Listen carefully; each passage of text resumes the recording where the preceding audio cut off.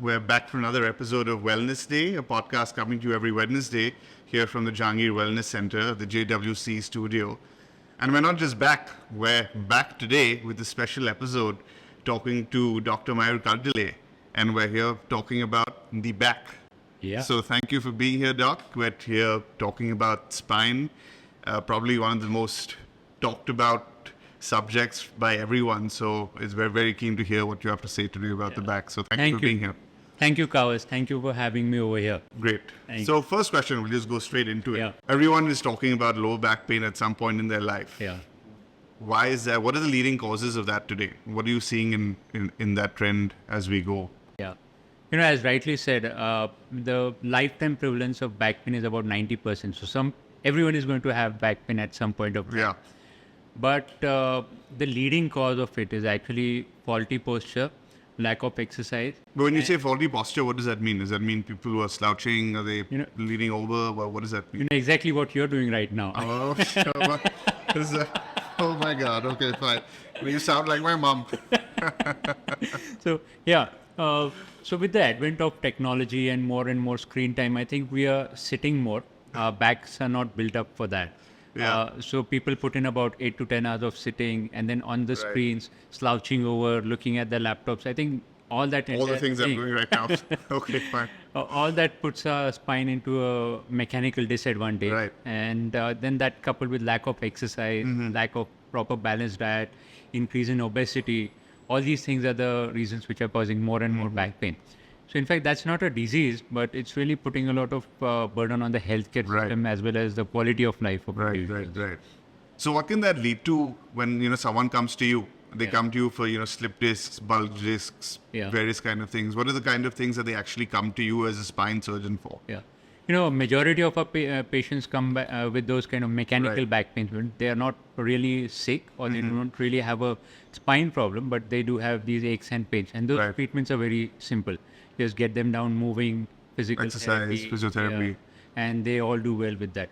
But the ones that you asked me about, slip disc and sciatica, those are the patients who really have terrible back pain. Yeah. That back pain goes down into the legs, or that may be accompanied with weakness. But are those mostly injury driven, or what causes those kind of things usually? Is it usually like an injury, or is it like an over period of time that something is happening? That's a myth that it's because of an injury. Right. But the recipe for all these problems in the spine, that starts quite early in life. And that's, again, I would go back to the same cascade of faulty posture, lack of exercise, lack of training, which over a period builds up. And then there's just one inciting factor, like people would say, I just slipped and fell, or I twisted and I lifted off and then they suddenly this problem. Attribute it to that. Yeah. You could just attribute it, but that's not really a causative factor. Okay. Yeah. Interesting. Again, for spine surgery, I know that a lot of people come to spine surgeons, and then I've heard a lot of things where there's a debate whether they need surgery, don't need surgery. It's one of those things that people say, no, you can get by, just do exercise, just do physiotherapy. Yeah. But now surgery is becoming so much more advanced, especially in spine. Right. And where recovery is becoming a lot faster, and the turnover time for recovery is also really improving. So what is your opinion on that, in terms of trying to be as minimal in intervention with surgery versus in the other aspect of what I mentioned about exercise and those kind of things? Definitely. So if you look back about 30-40 years back, this science was not... Going back in time. Yeah, going back in time. So this science was not that advanced. Yeah. So people did have bad experiences with spine surgery. But then over the years, as technology has evolved, new techniques or technologies like MRI, they give us pinpoint precision diagnosis exactly what has been happening. Even the knowledge of surgeons has evolved over the time. Yeah. And even our ancillary setups of anesthesia, operating rooms, and technology like endoscopic procedures, microscopic procedures, all that has made spine surgery very safe. So now today, if people say it as a norm that spine surgery can lead to paralysis, I would definitely say no. It doesn't happen that way. Done right, spine surgery gives phenomenal results, has a very good bearing on improving the quality of life. Yeah. And in fact, most of my patients say that, it was an unnecessary fear that I had in my mind. I wish that I would have had this surgery earlier so that I wouldn't have lost all these precious years of my life. Yeah, because I know that a lot of your patients you've got walking the same day. Yeah, exactly. So our usual workflow is that you operate in the morning, the patient walks in the same evening, and they Wow. go home the next day. Next day. Yeah. And within 2 weeks, they resume all the activities. Really? They get back to work. So Okay. I think that fear is, I would term it more as irrational if you're doing it at a good spine surgery center, well trained surgeons, and with a good geared up setup with Yeah, physiotherapy, rehab things. Spine surgery is very safe. Okay. And you're a young, dynamic doctor, which is why we wanted to have you here. What is your take on things like AI and robotics now getting introduced in terms of spine surgery? Oh yeah, we use that a lot now. AI, the application of AI is in various fields. I know right now it's a buzzword, but do you Yeah. actually do find it applicable? In terms of research, yes. In terms of now, there are certain softwares which can calculate what angles I can put in my pedicle screws, what depth I should go with my pedicle screws, or what kind of outcome somebody would have. What is pedicle screws is for? So basically, we at times we use implants into the spine Okay. to fix it up. So those kind of sizes and templating that is Right. done by AI-driven softwares. In fact, there are softwares which can even predict what is going to be an outcome of spine surgery for a certain patient. Okay. But now, if you really ask me, the Yeah. practical application of it, as you said, it is just the buzzword right now. It's still a lot of time for it to kind Okay. of pick up and be really significantly relevant for our patients. Right. But you're finding robotics to be more helpful. Not yet. Okay. Honestly, So your hands are still better. my hands are still better. Still better than Robocop. Yeah. Okay. So if I would have to, so it's been 10 years that I'm doing spine surgery. Right. So if somebody has to be as good as it, they have to spend in a lot of time. So robot can probably help to surpass that initial learning curve. Okay. And maybe a surgeon with a little bit, in the early on, they can put more precise pedicle screws Okay. if they're using robot. Right, right. But as we grow in practice, I think, Those things will improve, I Yeah. guess, and start helping you out. yeah. Okay, coming back to the more practical side, what about, things like sleep posture? And, people always wake up with a pain in the back, or they've Yeah. got a strain in the neck or Yeah. in the shoulders or whatever it is after sleeping. Right. What is your experience in terms of sleep posture and recommendations on that front? Yeah. So there's a whole lot of questions that I get from all my patients about sleeping, the kind of mattress and what posture. And the funny thing is that they all say that, you know what, when I'm asleep, I can't control my posture, right? So somebody has has a habit of sleeping on their tummy or twisting their spine. I think that is the worst posture. Sleeping on their tummy is the worst. Yeah, the worst. Yeah. That's my favorite posture. So I think the worst posture is sleeping on your tummy Uh-huh. because then you're twisting your neck around, you're twisting your hip around. The best way to sleep ideally would be to sleep straight and Sleep as in on your back? on your back Okay. or onto your side. While you are sleeping on your back, the pillow ideally needs to be narrow, Okay. and you can take a pillow beneath your knee so that relaxes your lower back. Okay. And while you're sleeping onto your side, the pillow actually has to be pretty thick, which extends from your ear to your shoulder, so that you're So not you're not twisting your twisting neck it, around. okay.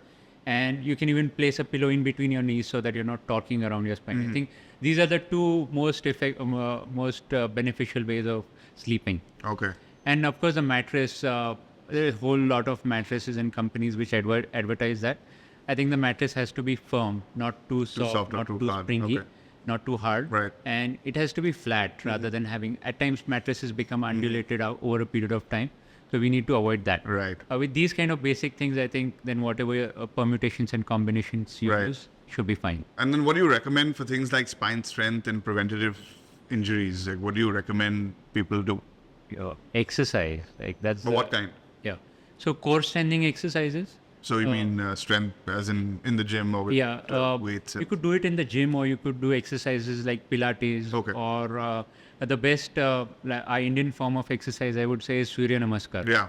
That really exercises your entire spine. Right, right. So that's one of the best exercises that you can do Okay. to prevent back pain. Okay.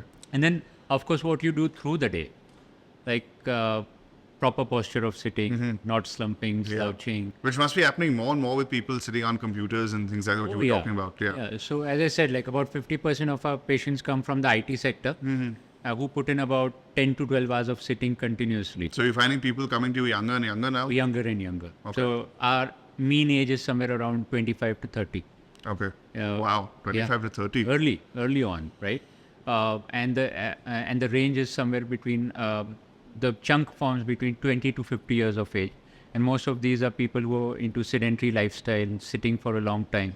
So ideally, I would say, now you can't avoid sitting, but definitely you can take short little breaks. Right. So after every 20 minutes, just get up, stroll around, and then sit back again. So that kind of breaks the monotony of posture. And that helps to even you to even keep your posture upright and remind yourself that this is the way that you need to sit up. Okay. So that helps. Right. And then, of course, like with increasing screen time, I would say rather than a laptop, having a desktop or having a screen which is right at your eye level, that helps. What about things like, I believe now things are becoming more popular, like standing desks? Oh, yeah. I'm completely for it. Yeah? Yeah. I think a desk which can be converted from sitting to standing position, that would be an ideal thing, because then you can kind of work around for 20 minutes in a standing posture and then sit down. That really helps to maintain better spine health. Right, right. Final question, Doc. What are the common myths that people come to you with that you want to get rid of, that you always have to correct when people come to you thinking that... We talked about a little bit earlier about what you said about surgeries and people are scared and thinking that recovery and things like that is long. What are other examples of myths that people come to you with? One big myth that people come to me with is that, or people would want to avoid seeing a spine surgeon, is that they would always believe that seeing a spine surgeon means he would advise surgery. Exactly. Yeah. So that's not the case, because about 90% of our patients are treated in non-operative ways with all these basic kind of changes that I said: exercise, physiotherapy, posture modification, balanced diet. And then the second myth that I would really want to break is that if at all you advise spine surgery, a lot of people say that spine surgery could lead to paralysis. So that's again a myth. I have never seen, at least in our practice, about patients suffering through paralysis after the surgery. But the myth being that because the surgeries get botched up or something like that. Is that the fear? So I can't really pinpoint why. Okay. I think botched up is a kind of a very hard word. Right? Yeah, fair enough. But I think every patient comes with a different set of problems. So we have to set that expectation right, what they would have after the surgery. Right. But purely talking about a patient having paralysis after the surgery, I think that's pretty rare. Yeah. We use neuromonitoring, we use all tech-savvy equipments with better understanding about the anatomy. All those things are very, very rare in our practice. So I would say that if you've been advised spine surgery and if you're delaying it just because of the fear of paralysis, I think you should just think again, get better fast. Sometimes make the ailment worse also by not doing it can. And in fact, spine problems, they don't really kill you. It's just like cardiac issues. Myocardial infarction can kill a person. Right. But spine problem doesn't do that. But spine problem decreases the quality of life. Absolutely. So I have patients who say, oh, you know what, I want to play around with my grandson or my granddaughter, but I can't do that because I get that pain down in my leg. Can't pick them up, or you walk around or whatever. Or I got retired, I want to travel the world. Right. But I can't do that because I have this pain going down into my leg from my back issues. Yeah. Or even people like who had back issues, they're very much taken aback because they have that fear that, okay, what if my pain gets triggered suddenly, right? So those are the kind of things. So the confidence also comes into our confidence comes down, quality of life comes down. That's why I say people that if at all you're troubled with spine issues, get them treated early. Okay. Your quality of life gets much better. You can get better faster out of it and lead a very healthy and a happy life. Yeah, absolutely. So to stay pain-free in your back, I suppose the main things would be exercise, posture, healthy diet, as you said. Yeah. And then make sure you're addressing any issues early on. Yeah, keeping your BMI low. And I think wellness actually starts from spine wellness. Okay, and, interesting. Yeah, because if you have aches and pains here and there, probably you're not enjoying absolutely, you're right. Enjoying your life or doing what you really would want to do. Right? In fact, not only spine, musculoskeletal health actually is a predictor of how happy or healthy you're going to be in your life. That's a very insightful way to end, actually. So thank you for your time, Doc. I think that the topic that we talked about today is probably the most relevant for most people today. Yeah. So thank you so much for being here, and we'll definitely have you back again. Thank you so much for having me over here. Absolutely a pleasure talking to you. Thank you. Very good host. Thanks, Doc. Thank you, Doc. And thank you for setting up right later. Yeah, we have to make sure that we have to end the episode. Is this the right posture? Yeah. Are we good? Yeah. So Okay. sitting up straight, having your feet planted onto the ground. Feet planted on the Yeah, ground. and having a good curvature into your back. Good curvature, not like too straight. Not too straight. So All right. just Thank you for joining us on today's episode, and join us again for another episode of Wellness Day coming to you every Wednesday.